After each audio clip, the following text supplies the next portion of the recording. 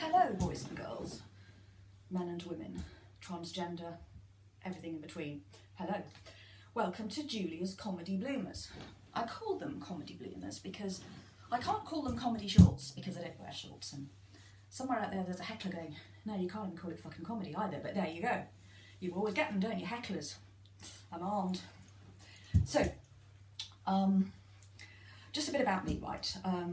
Like I say, I'm Julia Wood, I'm a writer, I'm the published author of a book on Oscar Wilde. I also write short stories which have been anthologised, and I'm a novelist. And I write mostly novels set at least partially in the 80s. And I also design Victorian clothing, which I wear out and about.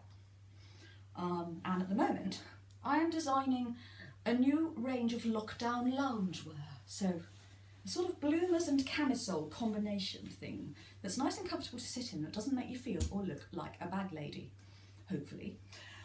So, lockdown, how are we getting on with it? I mean, you know, I'm okay. Right? And of course, when all this started, I was like, well, I won't notice any difference, you know. I'm creative. I can amuse myself. I grew up in a village. I'm used to there being no shops and bugger all to do, right? I was the local weirdo, so I didn't have any friends. I was alone and friendless, with just my teddy bear for company. Used to it, yeah. But the problem is this thought that keeps coming into my head, right? And I keep trying to push it away, okay? I'm using mindfulness techniques to try and distract myself, you know? Like Miss Marple when she does her knitting, you know?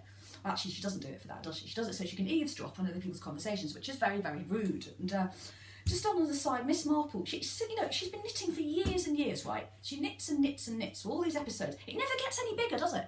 It's like still the size of a tiny handkerchief, like a Cindy doll handkerchief, doesn't it? And you think she could have knitted her way several times around the world by now, in this great long yarn of knitted wool thing, but no, it's the same size, because she isn't really knitting, is she? But come back to my point, yes, mindfulness, keep trying to distract myself, because I had this thought, keeps going in my head, and no, it doesn't matter what I do, it's still there.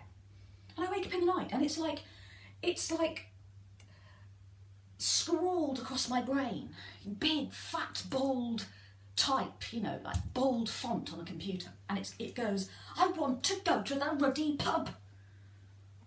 Because that's what we mean, isn't it? When we say, when will lockdown end?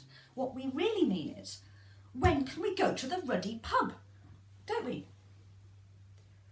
We don't mean, when can I go back to work? Nah, bothered about that, are we? No.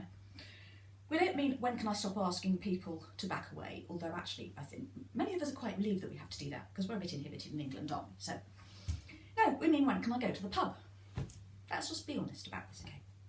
So, social distancing, how is that going for people? Well, let's face it, we are relieved, aren't we, as Brits? As I said, you know, introverts, we don't really like people standing too close, do we? I mean, when the measures were first announced, right, keep a 2 metre distance, I think there was a waft of air through the country, wasn't there? And it was everybody heaving a big sigh of relief. Ah, thank goodness for that. I don't have to talk to myself or cultivate body odour in order to keep people at a distance, you know? I just do that little dry cough. Result. So, are people doing it though? That's the question. Are people doing it? No, they are not.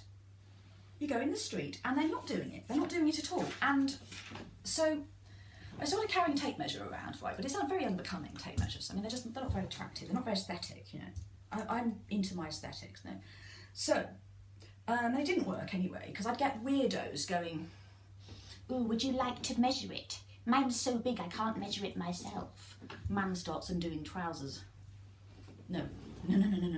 So, I decided to use my parasol, which is great, you know, it's not long enough, but it sort of does the trick. But, you know, for the occasional persistent nutter, I think you need something a little bit extra, don't you? On the end, or, you know, to give people a bit of a shock, right? So, actually, at the moment, I'm currently in negotiations with the Farmers Union to have a cattle prod fitted so I can go, get away. Thank you for listening.